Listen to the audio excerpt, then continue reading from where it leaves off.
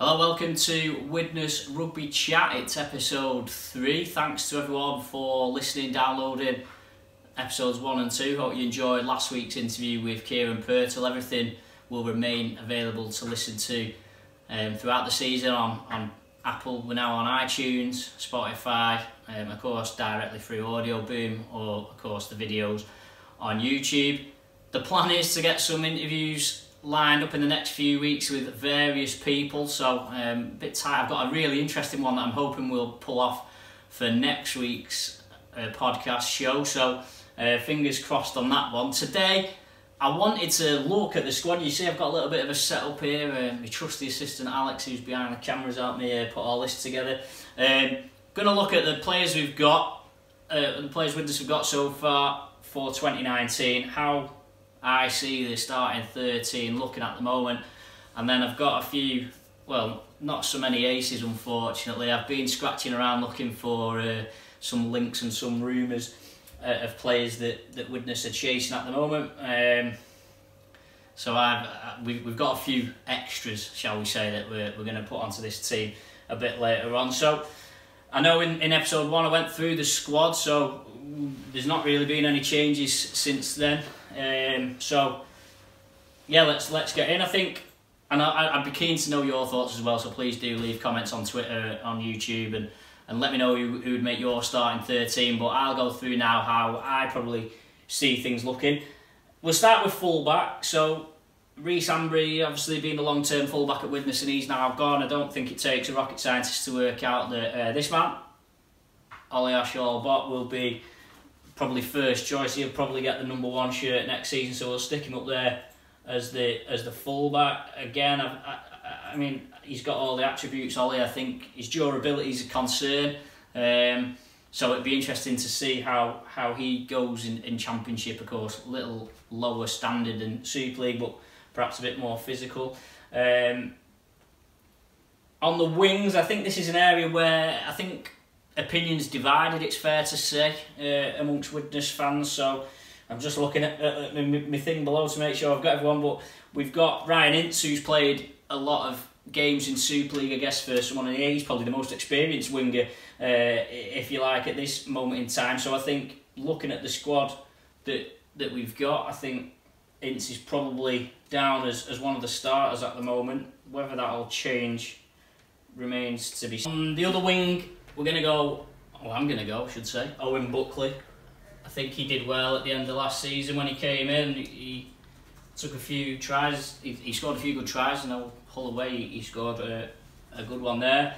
Went out of the team a little bit, but I think at the moment, I mean, the reality is they're the 2 main wingers on the books for Widnes at the moment. So yeah, so they're in centres is where it gets very interesting, and we'll probably delve a bit more into that a bit later on. I just want to focus on the players that are confirmed at this moment in time. So you've effectively got, well, not really much to pick from. I suppose you could look at Krisnan as an option. I'd rather probably have him in the back row, so I might be forced to put him in. You've got Liam Walsh, who is a back rower and has been playing in the back row for the academy, but I know he's played a couple of first team games at centre. You've got Danny Craven, who could play at centre. Keenan Brand, of course, who got injured on his debut against Hull KR. So centre is a bit of an issue at the moment for sure. I think for the purpose of this first run, I'll have to put Krisnan in at centre, basically because there's no other options, I'd say.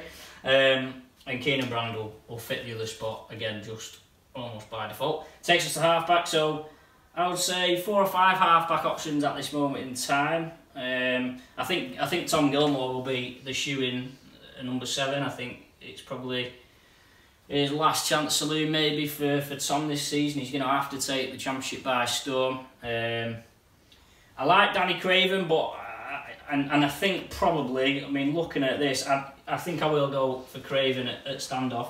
I think Craven's space in the squad is more of a cover, so I think he'll play probably a lot at fullback, probably a lot off the bench. I mean, a couple of options. You've got Joe Lyons here. You've got Brad Walker, which would be a dead interesting one if Brad Walker was to come in and play at 6. We've not seen a great deal of him in the first team, so It would be a bit of a jump up. It'd be interesting, you know, I'll go into this a bit deeper, but it'd be interesting to see whether Kieran Purtell's going to look at maybe signing a halfback, or whether he will trust one of those youngsters, Brad Walker or Joe Lyons, to see whether they'll be starting halfbacks in Championship next season. The other man in this equation is Jordan Johnston. So although Johnston's probably been more of a hooker when he's played in the first team, he may well be worth a go at halfback. He has obviously played quite a few games on dual reg, and of course for the first team. For me, JJ will probably be the interchange hooker, but obviously you've got to go with what you've got. It gets a bit, fortunately, it gets a bit easier when you go into the pack, because you do feel like Widnes have got decent options in the pack.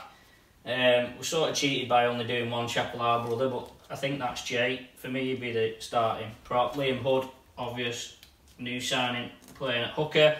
And then for the second prop, it will be the other new signing, Adam Tangata. So, I mean, I think as a front, I mean, there'll be some questions about Jay Chapel perhaps, but I think Chapel will be I think he deserves the number 8 shirt this season. And I think in terms of recruitment, I think Widnes have got other areas really that they need to look at before they start worrying about the front row. Back row, I've sort of changed my mind because I've already put Dean in, and we'll go through that in a sec. Kale at loose forward for me as the sort of third prop leader type player. I suppose you could make the argument for playing him at prop instead of Chapel, and then maybe bring in McGrath Luluai as loose forward. As it is, I'd have Harrison Hansen in the back row, and probably Sam Wilder. I'll probably go Sam Wilder at this point. So that is, as things stand, I think, with the players that have been confirmed and that are officially on the books, for me that would probably be the starting 13 for the next game. On the sidelines, that leaves what have we got here? 10 players on the sidelines that have been signed up. Is that 10? Is that 9? Oh, 10 because we've got Ted Chapel as well. So players have not mentioned Wellington Albert. You've got Owen Farnworth, who I think's a really good talent. I think he could do well this season. Dan Norman's got lower league experience. You've got Liam Walsh, we've already mentioned. And so, yeah, so there's plenty of moving around amongst that. But that's based on the players that have signed up so far. So we'll have a close look at that team now.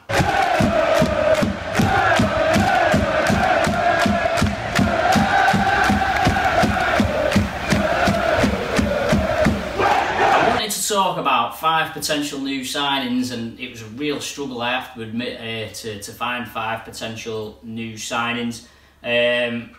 We'll start, I mean, obviously we struggled with the centre, I struggled with the centres in this team, and of course there's 2 men that we're all sort of talking about and wondering. We've got Krisnan.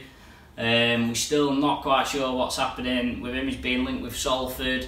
Whether that Salford deal was dependent on Junior Sal going to Casford, which is no longer happening, we don't know.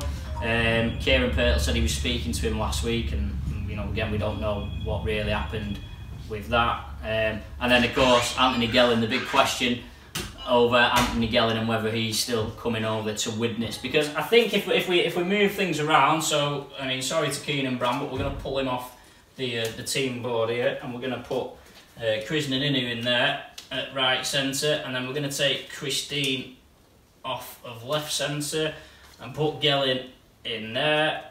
I think I'd drop Sam Wild out of the back row to accommodate Christine. So I think if you look at that team now, I think if you had Inu and Gelling in the lineup, it'd be a lot stronger. So we're still waiting. I mean, the longer time goes on, the more we're to get. You wonder whether is Inu just waiting to see what options he gets, and Widnes are a last resort. The Gelling stuff, as much as people are saying, you know, Kieran Purtell said he was confident. We've had other comments saying that he's coming, but there's still nobody's 100% sure. I can say that much. So so yeah, that's an interesting one, because if Gelling does come, I think that team as a starting 13 is good. I think that it would go okay in the Championship. I think, you know, people will have question marks over Craven and Gilmore, but I think I think Danny Craven's established himself as a good championship player in the past, and you know I think that could go okay.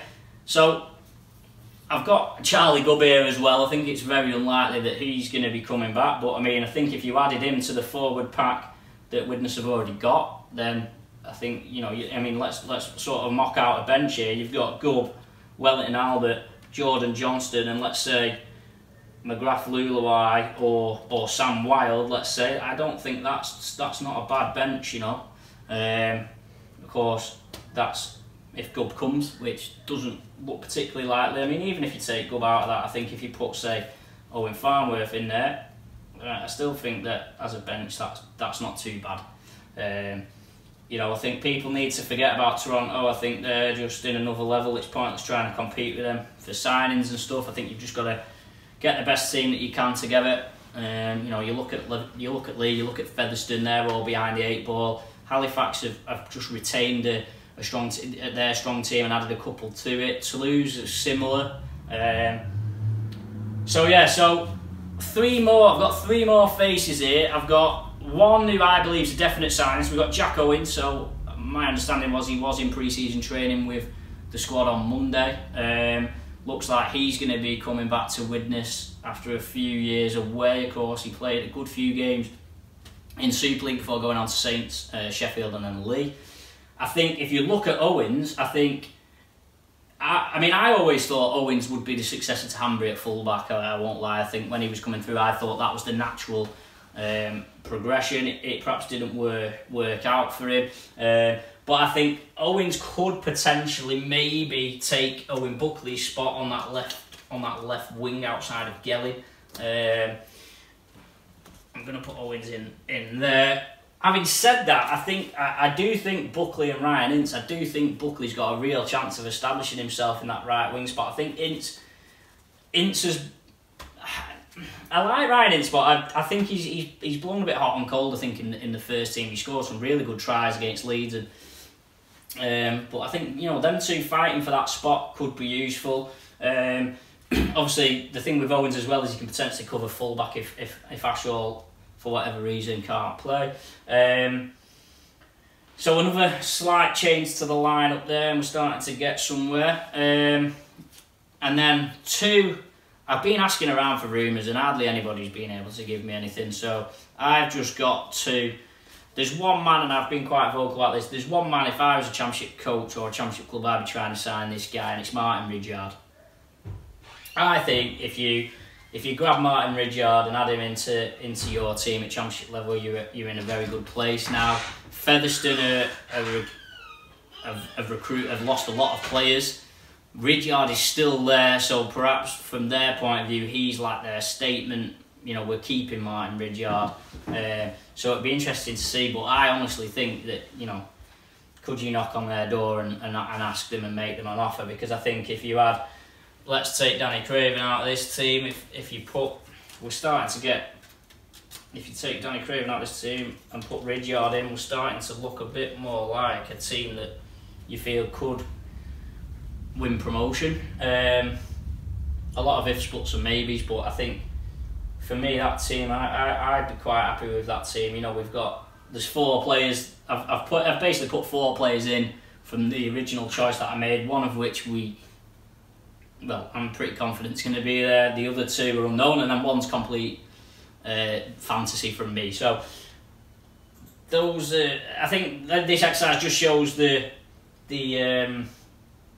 as much as people go on about the club needs 7, 8, 9, 10 signings, I honestly think that 3 or 4 on top of what's already there will be enough to shape the team into a competitive lineup. So let's have a close look at this team now.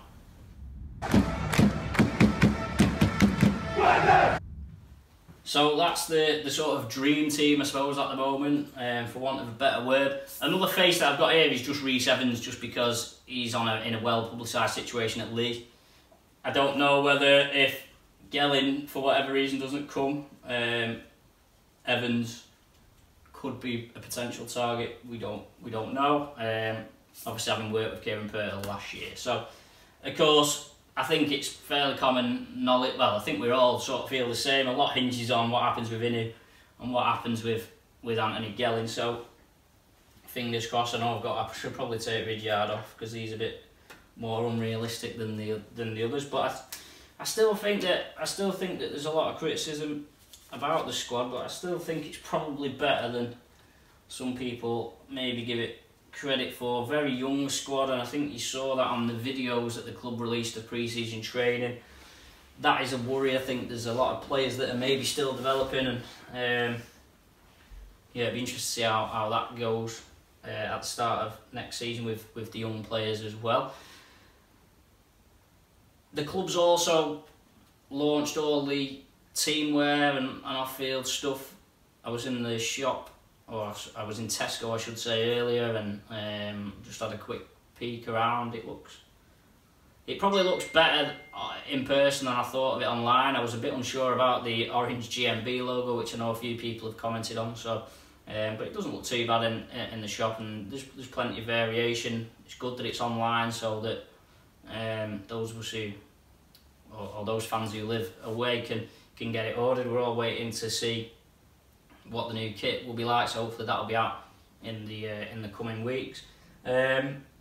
So yeah, so that's that for this episode, episode 3. Thanks for listening. Love to hear your thoughts on the team, thoughts on new signings, thoughts on where you feel that the squad could be improved. I think I'm as disappointed as anyone at the reality of the situation is there's 2 players in and what, 14, 15 out, and a lot is going to hinge on Inu and Gelling. If neither Inu or Gelling come, then I do think that the squad's not in a jeopardy, because that sounds a bit too negative, but I do think there needs to be serious questions asked about the squad if there's not going to be at least another 2 experienced players coming in, especially, like I say, it all hinges, I think, on Inu and Gelling. I think if Inu and Gelling both come, I think you could say that Widnes are in a good position. If one of them comes, I think they're okay. They could probably get away with it. But if neither of them come, you've got to hope that the club's going to be knocking on some doors and trying to find a solution. Because as you saw when I first put the board up and we didn't have Inu and Gelling there, it was a real struggle to get centres in there. Krisnan, of course, has played a lot at centre, but I think, for me, I think he'd be better for Widnes in the back row. And of course, Keenan Brand's played 10 minutes first team. So interested to see how it unfolds in the next week or the next couple of weeks. Hopefully we might have some news on that coming and can talk about that. I'm hoping to fix up the first guest, if you like, in the mini studio that I've got here for next week's show. So keep an eye out for that. I'm going to try and bring everything out now on a Wednesday evening rather than Thursday. I didn't want to clash with try time on BBC Radio Merseyside, which I know a lot of people listen to. So yeah, so again, please share, like, do whatever you can to spread the word about the video. Leave your comments, and I'll speak to you next time.